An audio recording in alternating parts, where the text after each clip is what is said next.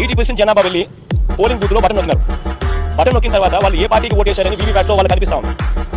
వాళ్ళ వీవీప్యాట్లో వాళ్ళు వేసిన ఓటు వీవీప్యాట్లో వాళ్ళు కనిపించే ఓటు రెండు మ్యాచ్ అయ్యాయి కాబట్టి వాళ్ళు సాటిస్ఫై అయ్యి బూత్లో నుంచి బయటకు వచ్చారు. ఈ 80% మంది ఎవరైతే ఓటేసారో ఎవరు కంప్లైంట్ చేయాలి, ఏ ఓటర్ కూడా కంప్లైంట్ చేయాలి. నేనున్నాను, వెళ్ళి నేను ఫ్యాన్ గుర్తుకు నేను నొక్కిన తర్వాత వీవీప్యాట్లో నా సైకిల్ గుర్తు కనిపిస్తే నేను ఎందుకు గమనుంటాను కదా. బూత్లో అక్కడే నేను గొడవ చేసిన బూత్లోనే వెంటనే కంప్లైంట్ లాంచ్ చేసిన బూత్లోనే అని చేసింది కదా.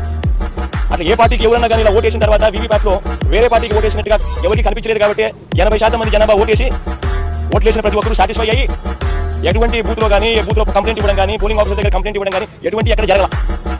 ఇవన్నీ చంద్రబాబు నాయుడు గారికి తెలిసి తాను ఎవరికి ఓటేసాడో తనకే తెలియదని చెప్పి సినిమాలో ఒక సినిమాలో విలన్ పాత్ర పోషిస్తూ మరి ఏ రకంగా చంద్రబాబు నాయుడు గారు చెప్తారు ఈ రకంగా ఈవీఎంలు అది జరిగాయి, ఈవీఎంలు ఇది జరిగాయి, నేను ఎవరికి ఓటేసానో నాకు తెలియదు అని చెప్పి ప్రజలను తప్పుదో పట్టించడం, డ్రామాలు చేయడము ఎంత మటుకు ధర్మం చంద్రబాబు నాయుడు గారిని అడుగుతా ఉన్నా.